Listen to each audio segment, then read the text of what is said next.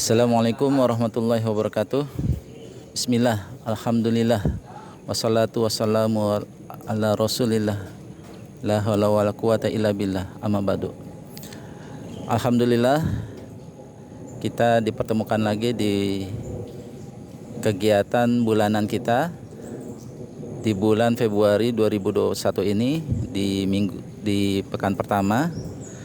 Insya Allah akan kita adakan distribusi beras dengan 7 titik kumpul, dengan 2 kloter, 2 rombongan pengangkut beras. Yang kloter pertama akan membawa beras ke Masjid Al-Ikhlas, dan insya Allah ada tausiah oleh Ustadz Andi. Kemudian Masjid Silaturahim dengan Ustadz Budi. Kemudian Masjid Darul Rahmah oleh Ustadz Didik Muharram Satria. Kemudian di RW 9 Pulau diisi oleh Ustadz Miftah. Itu adalah rombongan pertama oleh Kang Rohim. Kemudian rombongan kedua pengangkut beras insya Allah akan menyampaikan beras ke yang pertama Masjid Nurul Mukmin. Insya Allah akan diisi tausiah oleh Ustadz Dino Hartono. Kemudian Masjid Al-Hidayah oleh Ustadz Ahmad Ismanto. Kemudian yang ketiga di Sekolah Alam Qurani akan diisi tausiah oleh Ustadz Miftah. Nah, itu adalah 7 titik kumpul yang insya Allah akan kita lakukan distribusi beras. Kami mohon doa dan supportnya untuk kelancaran acara ini. Semoga acara ini berlangsung dengan aman, tertib, dan diberikan kelancaran. Demikian. Assalamualaikum warahmatullahi wabarakatuh.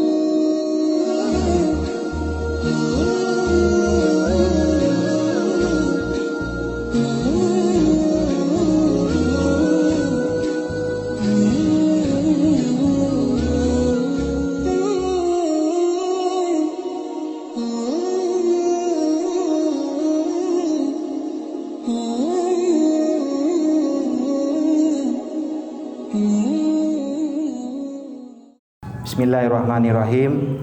Assalamualaikum warahmatullahi wabarakatuh. Alhamdulillahirabbil alamin, wassalatu wassalamu ala asrafil anbiya'i wal mursalin wa ala alihi wa ashabihi wa surillahi ajmain. Puji syukur senantiasa kita panjatkan kepada Allah Subhanahu wa taala. Alhamdulillah, pada pagi hari ini kita diberikan nikmat panjang umur, nikmat sehat, dan yang lebih penting lagi ibu-ibu semua adalah nikmat iman. Karena dengan rahmat dan hidayah hanya Allah lah, pada pagi hari ini kita semua dapat berkumpul di masjid yang mulia ini. Alhamdulillah. Ibu-ibu yang diridhoi dan dirahmati Allah Subhanahu wa taala, di pagi yang lumayan ibu ya, tantangannya pagi-pagi kita bilang kalau hujan dari malam sudah hujan. Alhamdulillah pagi hari ini masih ada secercah cahaya buat kita. Alhamdulillah. sehingga dimudahkan langkah kaki kita untuk sampai di masjid ini. Alhamdulillah. Ibu-ibu yang ridho Allah Subhanahu wa taala, syukur lagi-lagi kita bersyukur kepada Allah Subhanahu wa taala. Ya, karena dengan memperbanyak syukur Allah bilang akan saya tambahkan nikmatnya, kan gitu Ibu ya. Oke, ibu-ibu sekalian, untuk lebih jelasnya pada pagi hari ini, sebelum kita masuk ke acara puncak atau acara inti, marilah kita sama-sama mendengarkan siraman rohani yang akan disampaikan oleh Ustadz kita Bapak Dino. Insya Allah sama-sama kita dengarkan baik-baik ya Bu Ibu ya. Insya Allah. Kemudian untuk protokol prokesnya semua insya Allah Bu ya. Oke, insya Allah. Ya, mungkin dari saya itu aja sebagai pembuka. Selanjutnya akan saya serahkan kepada Pak Ustadz Dino. Insya Allah kita persilahkan. Bismillahirrahmanirrahim. Assalamualaikum warahmatullahi wabarakatuh. Alhamdulillahirabbil alamin, wassalatu wassalamu ala asrofil anbiya'i wal mursalin sayyidina wa maulana Muhammadin wa ala alihi washabbihi ajmain, amma ba'du. Sebelum kita mulai, saya mau tanya dulu ke ibu-ibu, sehat semua ya Bu ya? Alhamdulillah, nikmat sehat itu yang utama ya Bu ya. Sehingga kita semua dapat menghadiri majelis ilmu yang mulia ini. Tema yang saya angkat judulnya, Nak, jangan permalukan orang tuamu di akhirat nanti. Dalam kitab Inatut Thalibin bab Lukatah karya Abu Bakar bin Muhammad Syadhan Dimyati, diceritakan sebuah kisah sahabat yang membuat Rasulullah SAW itu sampai menangis. Jadi sahabat yang membuat Rasulullah itu sampai menangis mengeluarkan air mata itu adalah kisah dari sahabat Abu Dujana radhiyallahu anhu, sahabat Nabi yang berasal dari kabilah Khazraj. Beliau Abu Dujana radhiyallahu anhu syahid dalam perang Yamamah ketika memerangi nabi palsu, yaitu Musailamah Al-Kadzab. Selain dikenal pemberani di medan perang, Abu Dujana juga seorang yang sangat menjaga diri dan keluarganya dari perkara-perkara yang haram. Suatu hari, usai sholat subuh berjamaah bersama Rasulullah SAW, Abu Dujana selalu terburu-buru untuk segera pulang, sehingga beliau tidak pernah mengikuti doa ba'da sholat yang dipanjatkan oleh Rasulullah SAW. Melihat gelagat tersebut, Rasulullah SAW mencoba meminta penjelasan kepada Abu Dujana. Beliau menanyakan pada Abu Dujana, baginda Rasulullah, mengapa setiap kali kamu terburu-buru pulang dari jamaah subuh? Apakah engkau tidak memiliki permintaan kepada Allah sehingga tidak pernah menungguku selesai berdoa? Ada apa? Tanya baginda Rasulullah. Abu Dujana menjawab, begini ya Rasulullah. Beliau memulai ceritanya. Rumah kami berdampingan persis dengan seorang rumah laki-laki yang di atas pekarangan rumah milik tetangga kami ini terdapat satu pohon kurma menjulang, dahannya menjuntai ke pekarangan rumah kami. Jadi kalau bertetangga Bu ya, tetangganya ibu itu pohonnya, pohon jambunya, apa pohon apanya masuk ke dalam pekarangan rumah ibu. Yang sering dianggap oleh kita bahwa buah yang menjulang ke dalam rumah kita itu sudah milik kita, karena sampah daunnya kita yang bersihin. Benar Bu? Benar Bu ya? Baik, saya lanjutkan. Jadi nanti benar apa salahnya di akhir cerita. Ya. Setiap kali ada angin bertiup di malam hari, kurma-kurma tetanggaku itu saling berjatuhan mendarat di rumah kami ya Rasulullah. Kami keluarga orang yang tidak berpunya. Anakku sering kelaparan karena kurang makan. Saat anak-anak kami bangun, apapun yang didapat akan mereka makan. Oleh karena itu, setelah selesai sholat subuh, kami bergegas segera pulang sebelum anak-anak kami terbangun dari tidurnya. Kami kumpulkan kurma-kurma milik tetangga kami yang berceceran di pekarangan rumah kami, lalu kami kembalikan kepada pemiliknya. Masya Allah ya Bu ya. Pernah suatu saat kami agak terlambat pulang. Ada anakku yang sudah terlanjur makan kurma hasil temuan. Jadi suatu ketika beliau, sahabat Rasul Abu Dujana, terlambat pulang, melihat anaknya sudah makan buah kurma yang jatuh ke pekarangan rumahnya.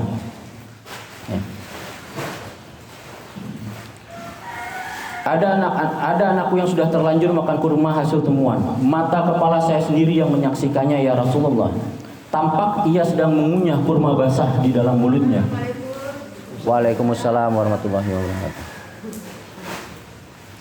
Ia habis memungut kurma yang telah jatuh di pekarangan rumah kami semalam. Mengetahui hal itu, lalu jari-jari tangan saya masukkan ke dalam mulut anakku itu. Kami keluarkan apapun yang ada di sana. Kami katakan, "Nak, jangan kau permalukan orang tuamu, ayahmu ini di akhirat nanti." Anakku menangis. Kedua pasang kelopak matanya mengalirkan air mata karena sangat kelaparan. Wahai Rasulullah, kami katakan kembali kepada anakku itu, hingga nyawamu lepas pun aku tidak akan rela meninggalkan harta haram dalam perutmu.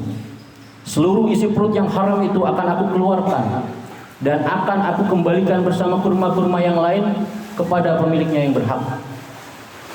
Mendengar itu mata Rasulullah SAW berkaca-kaca. Butiran air mata mulianya mengalir deras. Baginda Rasulullah mencoba mencari tahu siapa sebenarnya pemilik pohon kurma yang dimaksud oleh sahabat Abu Dujana itu. Abu Dujana pun mengatakan bahwa pohon kurma itu milik seorang laki-laki yang munafik. Ya, jadi nggak pakai basa-basi lagi. Baginda Rasulullah segera mengundang pemilik pohon kurma tersebut. Rasulullah Shallallahu Alaihi Wasallam lalu mengatakan, bisakah tidak jika aku minta kamu menjual pohon kurma yang kamu miliki itu? Aku akan membelinya dengan 10 kali lipat dari pohon kurma itu sendiri. Pohonnya terbuat dari batu zamrud yang berwarna biru, disirami dengan emas merah, tangkainya dari mutiara putih. Di situ tersedia bidadari yang cantik jelita sesuai dengan hitungan buah kurma yang ada. Kata Rasulullah Shallallahu Alaihi Wasallam menawarkan.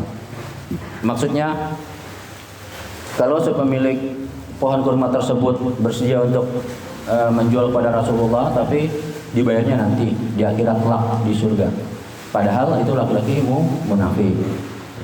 Munafik itu muslim nggak Bu ya? Islam nggak ya? Munafik Islam ya Bu ya? Kafir baru ya Bu ya?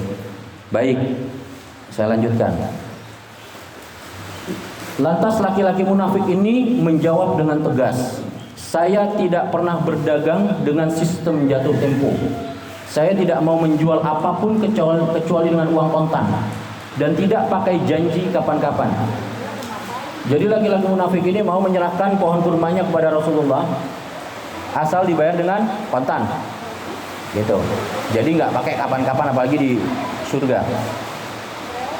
Tiba-tiba sahabat setia Abu Bakar Asy-Syiddiq radhiyallahu anhu datang lantas berkata, ya sudah, aku beli dengan harga 10 kali lipat dari tumbuhan kurma milik si fulan, yang salah satu varietasnya yang terbaik di kota ini atau lebih bagus jenisnya. Jadi sebetulnya pohon kurma si laki-laki munafik ini kualitasnya biasa-biasa aja Bu. Tapi sahabat Rasul Abu Bakar Asy-Syiddiq itu menilai pohon kurma itu nilainya dengan pohon kurma yang terbaik ditambah dengan 10 kali lipat. Si munafik pun kegirangan sambil berujar, ya sudah, aku jual. Abu Bakar menyahut, bagus, aku beli. Setelah sepakat, Abu Bakar langsung menyerahkan pohon kurma tersebut kepada Abu Dujana. Rasulullah Shallallahu Alaihi Wasallam bersabda, wahai Abu Bakar, aku yang akan menggantinya untukmu. Mendengar sabda Nabi itu, Abu Bakar bergembira bukan main. Begitu pula Abu Dujana. Sedangkan si munafik berjalan mendatangi istrinya lalu mengisahkan kisah yang baru saja ia alami. Aku telah mendapat untung banyak hari ini, kata si munafik kepada istrinya. Aku dapat 10 pohon kurma yang lebih bagus. Padahal pohon kurma yang aku jual itu masih tetap berada di pekarangan rumahku. Aku tetap yang akan memakannya terlebih dahulu, dan buah-buahnya pun tidak akan pernah aku berikan kepada tetangga kita sedikit pun. Subhanallah. Padahal pohonnya sudah dibeli, Bu, ya. Tapi si munafik tetap tidak mau menyerahkan pohonnya.